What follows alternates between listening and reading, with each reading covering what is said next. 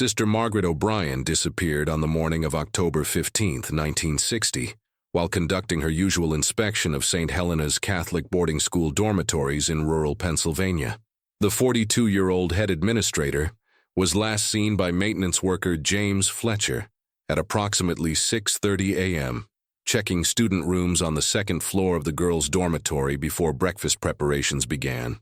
St. Helena's had operated as a residential facility for children aged 8 to 17 since 1923, housing approximately 180 students from across the northeastern United States. The institution served families who sought religious education combined with academic excellence, often accommodating children whose parents worked overseas or faced difficult circumstances at home. The school employed 23 staff members, including 8 nuns from the Sisters of Mercy Order, 12 lay teachers, and 3 maintenance personnel. October 15th began like any other day at the institution. According to Fletcher's statement to investigators, he encountered Sister Margaret during his morning rounds at 6:30. She appeared in good spirits and mentioned plans to review quarterly enrollment reports after breakfast. Fletcher noted nothing unusual about her demeanor or appearance. She wore her standard black habit and carried the leather-bound notebook she used for daily administrative tasks. The first sign something was amiss came at 7:15 a.m. when breakfast bell rang without Sister Margaret's presence in the dining hall. Sister Catherine Walsh, the assistant administrator, told police that Margaret never missed morning meals, as she considered them essential for monitoring student welfare and staff coordination. When Margaret failed to appear by 7:30, Sister Catherine sent 2 older students to check her office and private quarters. Student Mary Patterson, age 16, reported finding Sister Margaret's office door unlocked, but the room empty. Her notebook lay open on the desk to a page containing routine notes about dormitory inspections. A cup of coffee sat half-finished beside a stack of unopened mail. Patterson stated that the office appeared exactly as Sister Margaret would have left it during a brief absence, with no signs of disturbance or hurried departure. The search expanded throughout the morning as staff members checked every room, basement storage area, and outdoor building on the 30-acre property. Physical education teacher Robert Mills organized student search teams to cover the surrounding woods and hiking trails the school used for outdoor activities. Despite thorough efforts involving the entire school community, no trace of Sister Margaret emerged by noon. Sister Catherine contacted the Pennsylvania State Police at 12:45 p.m. Sergeant William Brooks arrived within an hour to begin preliminary interviews. According to his initial report, he found the school community cooperative, but increasingly anxious about their missing administrator. Several staff members emphasized that Sister Margaret never left the property without informing others of her destination and expected return time. The investigation's scope expanded dramatically the following morning when breakfast preparations revealed additional absences. Kitchen supervisor Helen Rodriguez discovered that 3 students had not appeared for their assigned morning duties. Further investigation revealed that Tommy Morrison, age 12, Susan Clark, age 14, and David Phillips, age 15, were missing from their respective dormitories. Room checks conducted by state police revealed personal belongings left behind in all 3 cases. Tommy's bed appeared slept in, with his uniform laid out for the school day. Susan's diary remained in her desk drawer, with the most recent entry dated October 14th, describing excitement about an upcoming field trip. David's mathematics homework sat completed on his nightstand, ready for submission to his teacher. By October 17th, the missing persons list had grown to include 2 additional staff members. Father Thomas McKenna, the school chaplain, and maintenance supervisor Carl Weber had vanished without explanation. Father McKenna's breviary was found in the chapel, open to morning prayers. Weber's tool cart sat abandoned in the main building corridor, containing equipment he had been using to repair a broken window latch. The Pennsylvania State Police established a command post in the school's gymnasium as the investigation intensified. Detective Captain Harold Jensen assumed leadership of what had become the largest missing persons case in the county's history. Jensen's team conducted extensive interviews with remaining staff and students, focusing on the days leading up to the disappearances. Several witnesses provided information about unusual activities in the weeks before October 15th. Groundskeeper Martin Hayes reported increased nighttime activity around the administrative building, including lights in offices well past normal hours. Science teacher Eleanor Price mentioned that Sister Margaret had seemed preoccupied during faculty meetings in early October, though she attributed this to routine administrative pressures. The investigation faced significant challenges due to St. Helena's isolated location 15 miles from the nearest town. The school's private road provided the only vehicular access, making it difficult for individuals to leave undetected.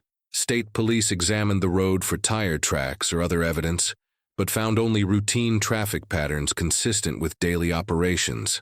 Local residents reported no unusual vehicle activity on surrounding roads during the relevant time period. The rural area's sparse population meant few potential witnesses, and those interviewed had noticed nothing out of the ordinary. The Pennsylvania State Police expanded their search to include neighboring counties, checking hospitals, bus stations, and airports for any sign of the missing individuals. Media attention grew throughout October as the story reached regional newspapers. The Philadelphia Inquirer published a front-page article on October 20th, describing the case as one of the most perplexing disappearances in state history. Television news crews arrived to film the empty school buildings, though authorities restricted access to preserve potential evidence. Parents of missing students traveled from across the country to assist in search efforts and demand answers from investigators. Margaret Morrison, Tommy's mother, established a temporary residence in nearby Millbrook to coordinate with police and maintain pressure for continued investigation. She organized daily search parties with other parents and community volunteers. The Catholic Diocese of Philadelphia assigned Monsignor Patrick Riley to serve as liaison between church authorities and law enforcement. Riley's involvement brought additional resources to the investigation, including access to church personnel records and financial documents related to St. Helena's operations. Search efforts expanded to cover a 50-mile radius around the school property. Pennsylvania State Police coordinated with local fire departments and volunteer organizations to conduct systematic ground searches of wooded areas, abandoned buildings, and waterways. Helicopter surveys provided aerial reconnaissance of terrain too difficult for ground teams to access effectively. Investigators discovered that St. Helena maintained detailed records of all student and staff activities, including daily schedules, meal attendance, and academic assignments. These documents provided a comprehensive picture of the school's operations, but revealed no obvious explanations for the disappearances. Financial records showed the institution operated within normal parameters, with no evidence of economic distress or irregular transactions. The case attracted attention from federal authorities when investigators considered the possibility of interstate movement. FBI Special Agent Robert Chen joined the investigation in early November, bringing additional expertise in complex missing persons cases. Chen's involvement indicated the seriousness with which federal authorities viewed the situation. As November progressed without significant developments, the investigation entered a more methodical phase focused on analyzing evidence and pursuing leads that might have been overlooked. Detective Captain Jensen established a dedicated telephone line for tips from the public and assigned officers to follow up on all reported sightings and potential connections to the case. The approaching winter presented additional challenges for outdoor search efforts. Volunteer coordinators recognized that weather conditions would soon make extensive ground searches impractical, creating pressure to maximize current search capabilities before seasonal limitations took effect. By December 1960, the St. Helena case had generated over 300 tips and potential leads, though none had produced concrete results. The Pennsylvania State Police maintained their commitment to the investigation, while acknowledging the growing difficulty of maintaining intensive search efforts as time passed, without significant progress. The case remained active throughout the winter months, though reduced personnel focused primarily on investigating new leads rather than conducting additional searches. The empty St. Helena buildings stood as a monument to one of Pennsylvania's most baffling mysteries, waiting for answers that seemed increasingly elusive as each day passed without resolution. Detective Lieutenant Michael Harrison received the St. Helena case files on March 12, 1970, exactly 10 years after the Pennsylvania State Police had officially reclassified the investigation from active to cold status. Harrison, a 28-year veteran of the force, had built his reputation handling complex cases that other investigators had abandoned.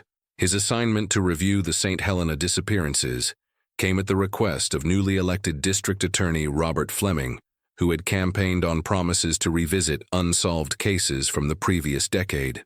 The case files filled 4 large boxes stored in the basement archives of the state police headquarters in Harrisburg.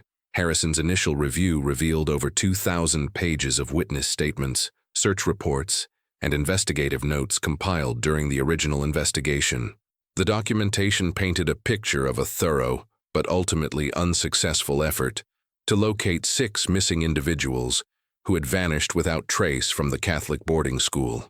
Harrison began his review by examining the original crime scene photographs taken in October 1960. The images showed classrooms with lessons still written on blackboards, dormitory rooms with personal belongings undisturbed, and common areas that appeared frozen in time. One photograph particularly caught his attention: Sister Margaret O'Brien's office with her notebook open to the page containing her final administrative notes. The detective established his temporary command post in the abandoned St. Helena buildings, which had remained sealed since the original investigation concluded. The Catholic Diocese of Philadelphia had maintained the property, but made no attempts to reopen the school or repurpose the facilities. Monsignor Patrick Riley, now 73 years old, accompanied Harrison during his first visit to provide historical context about the institution's operations. According to Monsignor Riley, the diocese had conducted its own internal investigation following the disappearances, focusing on personnel records and financial management. Church authorities found no evidence of misconduct or irregularities that might explain the vanishing of staff members. The diocese's investigation had been thorough, but reached the same inconclusive results as the state police effort. Harrison's methodology differed from the original investigation in several key aspects. Rather than focusing immediately on search efforts, he concentrated on analyzing the physical evidence and witness statements for inconsistencies or overlooked details. His experience with cold cases had taught him that fresh perspectives often revealed information that had been missed during initial investigations. The detective began re-interviewing surviving witnesses, starting with individuals who had been children at the time, and might now provide more detailed recollections as adults. Former student Patricia Wheeler, now 26 and working as a nurse in Pittsburgh, agreed to meet with Harrison in April 1970. Wheeler had been 14 at the time of the disappearances, and was among the last students to see Sister Margaret O'Brien alive. Wheeler's adult recollections provided more nuanced details than her original statement as a frightened teenager. She recalled that Sister Margaret had seemed unusually focused during the weeks before October 15th, spending additional time reviewing school records and meeting privately with other staff members. Wheeler also mentioned overhearing conversations between nuns about concerns regarding certain aspects of the school's operations, though she could not recall specific details. Former maintenance worker James Fletcher, now retired and living in Allentown, provided Harrison with detailed insights about the school's physical infrastructure. Fletcher had worked at St. Helena for 12 years before the disappearances and possessed comprehensive knowledge of the building's layout, including areas not commonly accessed by students or most staff members. During their interview, Fletcher described hidden passages and storage areas built into the school's original 1920s construction. These spaces had been designed to accommodate heating systems and utility access, but were largely forgotten by the 1960s. Fletcher mentioned that he had occasionally discovered evidence that someone had been accessing these areas, though he had assumed it was related to routine maintenance or storage needs. Harrison's team included Detective Sergeant Carol Martinez, who specialized in document analysis, and Detective Robert Kim, whose expertise focused on architectural and structural investigations. Martinez began systematically reviewing the financial records and correspondence that had been collected during the original investigation, looking for patterns or connections that might have been overlooked. Kim's examination of the St. Helena buildings revealed several structural anomalies that had not been thoroughly investigated in 1960. Using updated measurement techniques and architectural drawings obtained from the diocesan archives, Kim identified discrepancies between the building's apparent dimensions and its actual floor space. These discrepancies suggested the existence of concealed areas that had not been discovered during the original searches. The most significant discovery came during Kim's detailed measurement of the administrative wing, where Sister Margaret O'Brien had maintained her office. Calculations indicated that approximately 200 square feet of space existed between documented rooms and corridors, suggesting a hidden chamber or passage that had not been identified during the initial investigation. Harrison obtained court authorization to conduct a more invasive examination of the building structure. On June 15, 1970, his team began carefully removing wall panels in areas where Kim had identified dimensional inconsistencies. The work required consultation with structural engineers to ensure that investigative activities would not compromise the building's integrity. The breakthrough came on June 18th, when investigators removed paneling from a wall adjacent to the main staircase in the administrative building. Behind the panel, they discovered a narrow corridor approximately 4 feet wide and extending the length of the building's main floor. The corridor connected to a larger chamber located directly beneath Sister Margaret's office. Initial exploration of the hidden space revealed evidence of recent human occupation. The chamber contained basic furniture including chairs, a table, and storage cabinets. Electric lighting had been installed, suggesting that whoever used the space had access to the building's power systems. Most significantly, investigators found documents and personal items that clearly belonged to the missing individuals. Sister Margaret's leather-bound notebook, different from the one found in her office, contained detailed records of meetings and activities that had not been mentioned during the original investigation. The notebook revealed that Sister Margaret had been conducting a parallel investigation into concerns about certain staff members and their activities with students after regular school hours. Personal items belonging to the 3 missing students were found in separate storage containers within the hidden chamber. Tommy Morrison's baseball glove, Susan Clark's jewelry box, and David Phillips's collection of science books were all present, along with clothing and other belongings that parents had reported missing from their children's dormitory rooms. Documentation found in Father McKenna's handwriting detailed his concerns about what he described as inappropriate relationships between certain adult staff members and students. His notes referenced meetings with diocesan authorities about these concerns, and his frustration with what he perceived as inadequate responses from church officials. The discovery of the hidden chamber and its contents transformed the investigation from a missing persons case to a potential criminal matter involving multiple victims and suspects.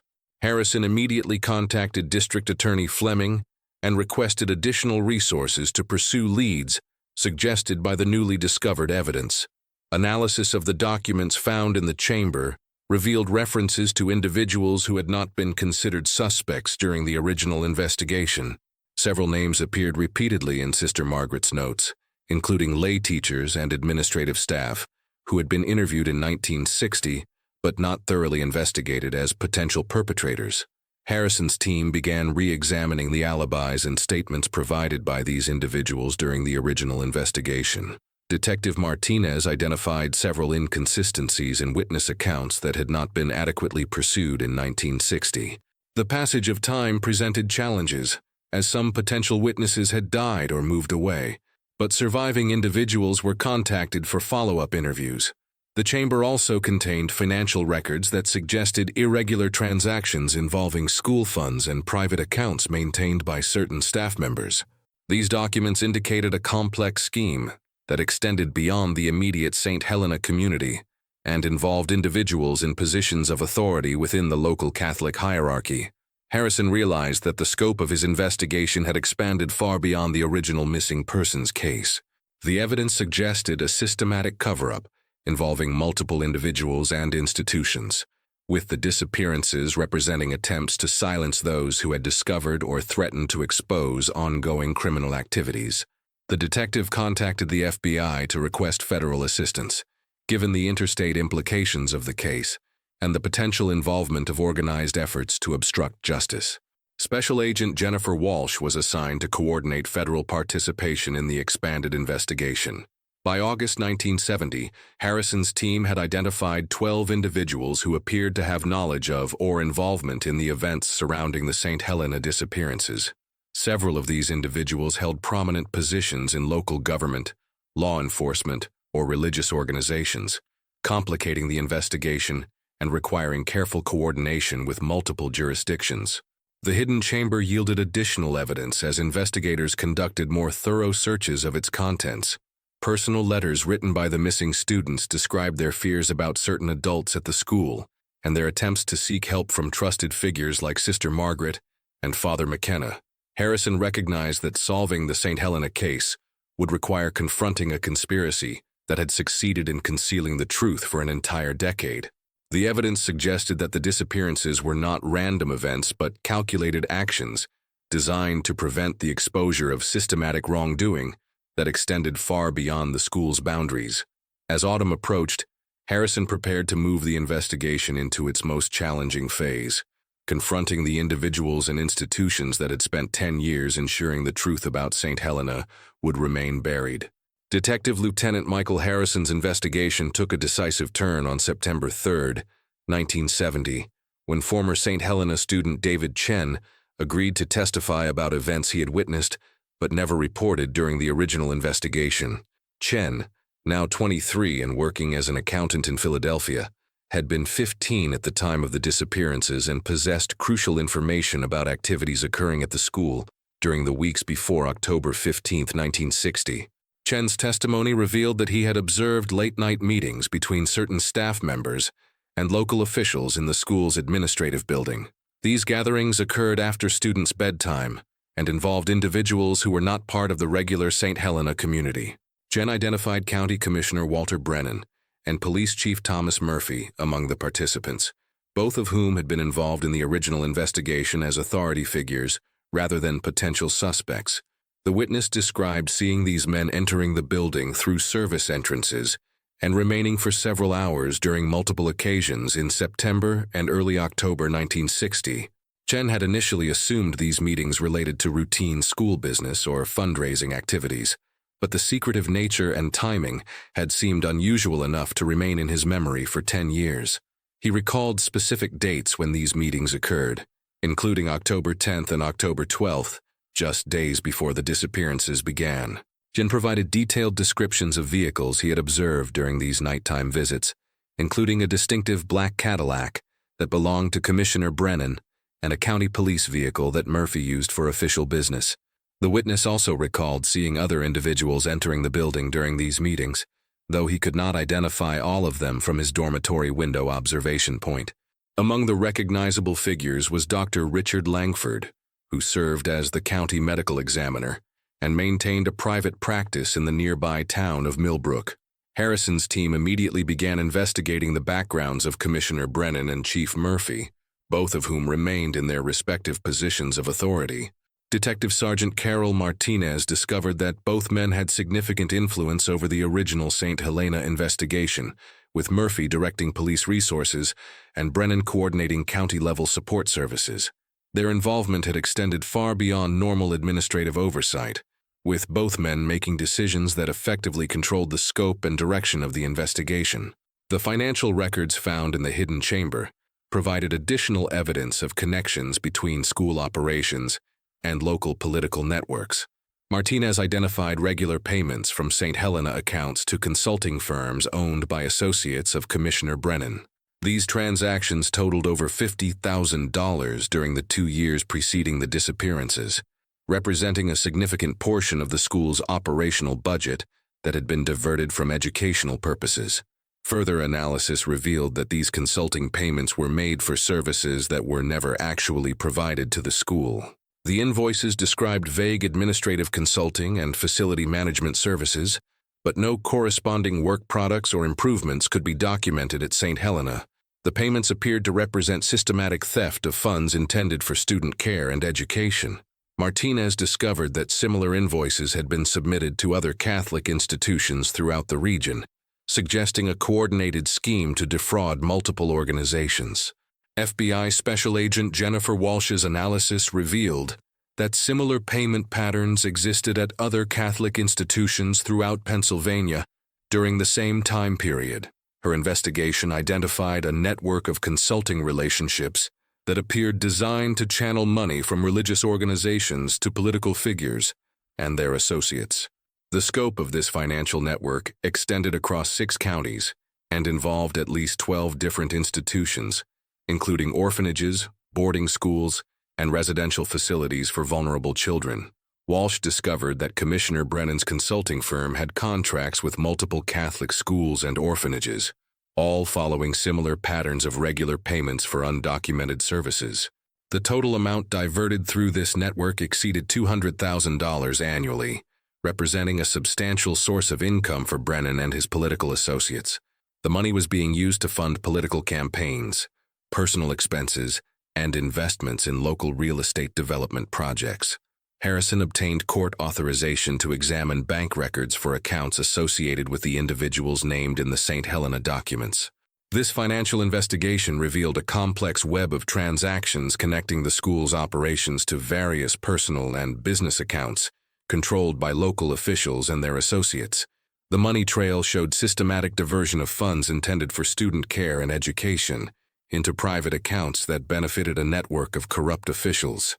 The detectives' team discovered that Sister Margaret O'Brien had been conducting her own investigation into these financial irregularities during the months before her disappearance. Her hidden notebook contained detailed calculations showing discrepancies between the school's reported expenses and actual expenditures for various services and supplies. She had documented over $30,000 in questionable transactions during 1960 alone, with evidence suggesting the total amount diverted over several years was substantially higher. Sister Margaret's notes included correspondence with banking officials who had provided her with information about irregular transactions involving St. Helena accounts. Her investigation had identified specific individuals who were receiving payments from the school for services that were never rendered. She had been preparing a comprehensive report documenting these financial improprieties when she disappeared.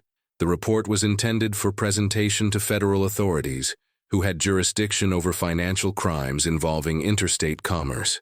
Father McKenna's documents revealed his attempts to report concerns about these financial arrangements to diocesan authorities in Harrisburg and Philadelphia. His correspondence indicated frustration with what he described as dismissive responses from church officials who seemed reluctant to investigate allegations involving prominent local figures. Several letters showed direct instructions from diocesan leadership to cease his inquiries and focus on pastoral duties, with threats of disciplinary action if he continued his investigation. The priest's documentation included copies of letters he had sent to the Pennsylvania Attorney General's office, requesting investigation of the financial irregularities at St. Helena. These letters were dated October 1960, indicating that Father McKenna had been prepared to bypass church authorities and seek external intervention if necessary to address the problems he had identified. His correspondence revealed his growing frustration with what he perceived as institutional protection of corrupt individuals. Former maintenance supervisor Carl Weber's widow, Elizabeth, provided Harrison with additional insights when interviewed in October 1970. Weber had confided to his wife about discovering evidence that someone was using the school's hidden passages for purposes unrelated to maintenance or storage. He had reported these discoveries to Sister Margaret shortly before the disappearances occurred, expressing concerns about unauthorized access to student dormitory areas during nighttime hours when supervision was minimal. Elizabeth Weber revealed that her husband had found personal items and documents in the concealed areas that suggested ongoing activities involving both adults and children from the school. Weber had been concerned enough about these discoveries to document them in a private journal, which his widow turned over to Harrison's investigation. The journal entries spanned 18 months and showed Weber's growing alarm about what he witnessed during his maintenance duties throughout the school building. The journal entries described Weber's discovery of photography equipment and developing chemicals in the hidden spaces, along with images and documents that he found disturbing enough to report to Sister Margaret. His final entries, dated just days before October 15th, indicated his intention to support Sister Margaret's efforts to expose these activities to appropriate authorities outside the Catholic Church hierarchy. Weber had expressed concerns that church officials were more interested in protecting the institution's reputation than addressing serious problems. Weber's journal also documented his observations of unauthorized individuals accessing the school buildings during evening hours when students were supposed to be in their dormitories.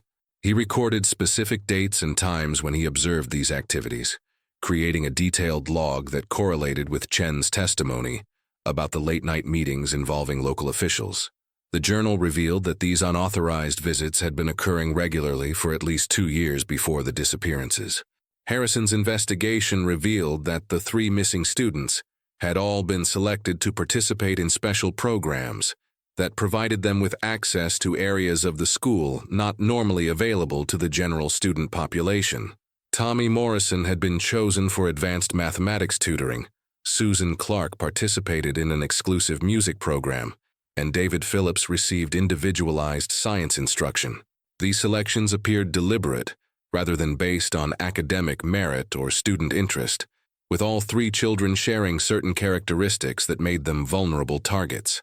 Review of academic records showed that none of the 3 students had demonstrated exceptional ability in their selected program areas before being chosen for individual instruction. Their grades were average, and teachers' evaluations did not suggest they required or would benefit from specialized tutoring. The selection criteria appeared to be based on factors other than educational needs, including family circumstances that made the children less likely to be believed if they reported problems to their parents. These programs required the students to remain at the school during periods when most of their peers were engaged in recreational activities or had returned to their dormitories for the evening. The scheduling provided opportunities for private interactions between the selected students and program supervisors, without oversight from other staff members or administrators. Documentation showed these sessions often occurred in areas of the building that were difficult to monitor, including the basement levels and administrative wings that were typically empty during evening hours. Evidence found in the hidden chamber indicated that Sister Margaret and Father McKenna had become aware of the true nature of these special programs and were planning to report their findings to state authorities rather than limiting their complaints to church officials who had proven unresponsive to their concerns. They had scheduled a meeting with Pennsylvania Department of Education investigators for October 16, 1960, just 1 day after the disappearances began. The investigation uncovered evidence that County Commissioner Brennan had used his influence to ensure that certain individuals were hired for positions at St. Helena, despite questionable backgrounds or qualifications. These hiring decisions appeared to be part of a broader pattern, designed to place specific individuals in positions of access to vulnerable students.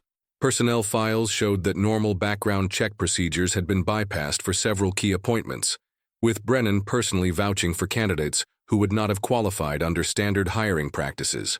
Harrison discovered that at least 4 staff members hired between 1958 and 1960 had previous allegations of inappropriate conduct at other institutions. These allegations had been documented in their personnel files, but had not prevented their employment at St. Helena. Commissioner Brennan had personally intervened to ensure these hiring decisions were approved, despite diocesan concerns about the candidates' backgrounds and previous employment issues. Police Chief Murphy's involvement became clearer as Harrison discovered that Murphy had personally handled several complaints about St. Helena staff members during the late 1950s and early 1960s. These complaints had been filed by parents and community members, but were never formally investigated or documented in official police records. Murphy had maintained separate unofficial files on these matters that were not shared with other law enforcement agencies or included in standard police reports. The detective found that Murphy had used his authority to discourage parents from pursuing their concerns and had assured them that any problems would be handled internally by school and church officials. This pattern of deflection had effectively prevented external oversight of activities at the institution.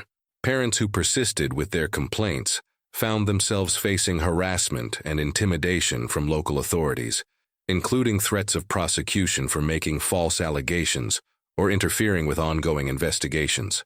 Documentation revealed that Murphy had specifically instructed his officers not to respond to calls from St. Helena unless directly ordered to do so by him personally. This policy had effectively isolated the school from normal police oversight and created an environment where problematic activities could occur without fear of law enforcement intervention. Officers who questioned these instructions were transferred to other assignments or faced disciplinary action for insubordination.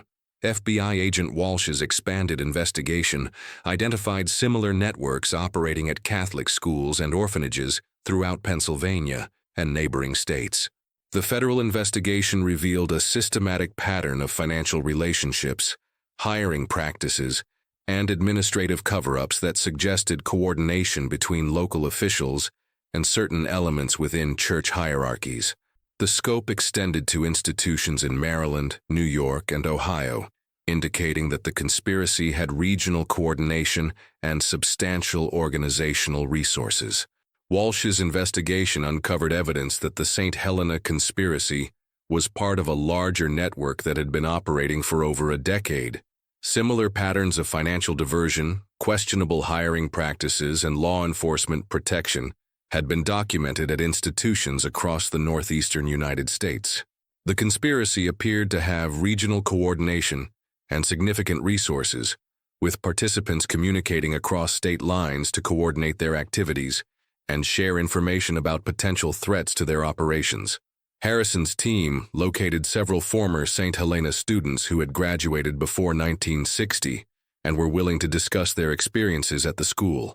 These interviews revealed a pattern of inappropriate conduct that had been occurring for several years before the disappearances, with students who complained or resisted being transferred to other institutions or expelled for disciplinary reasons.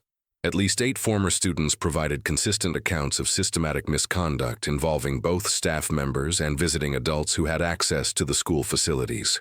The investigation discovered that the disappearances had been preceded by increased pressure on Sister Margaret and Father McKenna to cease their inquiries into school operations. Diocesan officials had threatened both individuals with reassignment to distant parishes if they continued to pursue their concerns about St. Helena's administration. Documentation showed that these threats escalated during September 1960 as their investigation progressed, and they began seeking external assistance from law enforcement and government agencies.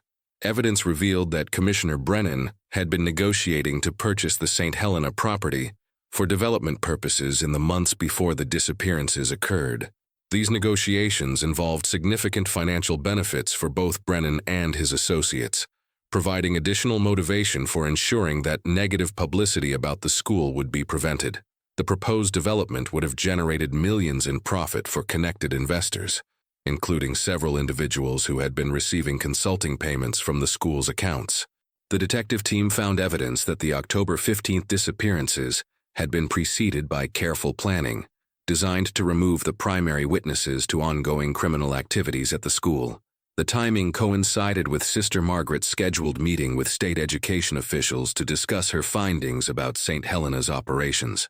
Phone records showed multiple calls between conspirators during the week leading up to October 15th, with increased communication in the 48 hours immediately before the disappearances began. Harrison discovered that Police Chief Murphy had delayed reporting the disappearances to state authorities for several crucial hours on October 15th, claiming he wanted to conduct a thorough local search before involving outside agencies. This delay had provided time for evidence to be removed from the school, and for individuals involved in the conspiracy to establish alibis and coordinate their responses to official inquiries. Murphy's actions had been deliberately designed to compromise the investigation from its earliest stages. The investigation revealed that several key pieces of evidence from the original crime scene had been removed before state police arrived to take control of the investigation. Murphy had authorized local officers to conduct preliminary searches of the buildings, during which time documents and other materials had been confiscated and never turned over to state investigators. These materials included student records, financial documents, and personal items that would have provided crucial evidence about the circumstances surrounding the disappearances. Former St. Helena teacher Margaret Foster, now living in California, contacted Harrison after reading newspaper coverage of the reopened investigation. Foster had left her position at the school in June 1960, several months before the disappearances, due to what she described as increasingly uncomfortable working conditions. Her testimony provided additional confirmation of the systematic nature of the problems at St. Helena and the institutional pressure placed on staff members who raised concerns about student welfare. Foster revealed that she had been pressured to resign after questioning certain administrative policies and expressing concerns about student welfare to diocesan officials. She described a climate of intimidation that prevented staff members from reporting problems or advocating for student safety. Foster's departure had been arranged quietly to avoid attracting attention to her concerns about the institution's operations, with church officials providing positive references in exchange for her agreement not to discuss her experiences publicly. By November 1970, Harrison had identified 27 individuals who appeared to have direct knowledge of or involvement in the conspiracy surrounding the St. Helena disappearances. The evidence suggested a network that included school administrators, local government officials, law enforcement personnel, and church authorities who had cooperated to conceal systematic criminal activities at the institution. The conspiracy had operated with impunity for years, protected by the influence and authority of its participants. The investigation faced significant challenges as several key suspects held positions of continuing authority and influence within their respective communities. Harrison recognized that pursuing charges against these individuals would require extraordinary evidence and careful coordination with prosecutors willing to confront powerful local interests. The conspiracy had deep roots in the community's power structure, with participants holding positions in government, law enforcement, business, and religious organizations. FBI agent Walsh informed Harrison that federal authorities were prepared to pursue charges related to conspiracy, civil rights violations, and obstruction of justice based on the evidence collected during the investigation. The federal involvement provided resources and jurisdiction necessary to overcome local resistance to prosecuting prominent community figures. A federal grand jury was convened in December 1970 to consider the evidence and determine appropriate charges against the identified conspirators. The detectives' investigation revealed that the missing individuals had discovered not only financial improprieties, but also evidence of systematic harm being inflicted on students at St. Helena. The scope of the conspiracy extended beyond simple corruption to include activities that had put vulnerable children at serious risk. The stakes for the conspirators had been high enough to justify extreme measures to prevent exposure of their criminal enterprise. Harrison discovered that the hidden chamber had been constructed specifically to facilitate activities that required secrecy and privacy. The chamber's location and design showed careful planning, with soundproofing and separate electrical systems that allowed activities to occur without detection by other staff members or students. Construction records showed that the modifications had been made during summer 1958, indicating that the conspiracy had been planning these activities for at least 2 years before the disappearances occurred. The investigation identified specific individuals who had regular access to the hidden areas and documented their presence at the school during times when students reported disturbing experiences. This evidence provided a direct connection between the physical evidence found in the chamber and testimony from surviving witnesses about their experiences at St. Helena. The correlation between witness accounts and physical evidence strengthened the case against the identified conspirators. As 1970 concluded, Harrison prepared to move forward with arrests and prosecutions that would finally provide answers to the families who had waited 10 years for justice. The truth about St. Helena would finally emerge, revealing a conspiracy that had corrupted multiple institutions and destroyed innocent lives to protect the interests of those who valued power and financial gain more than the safety of vulnerable children entrusted to their care.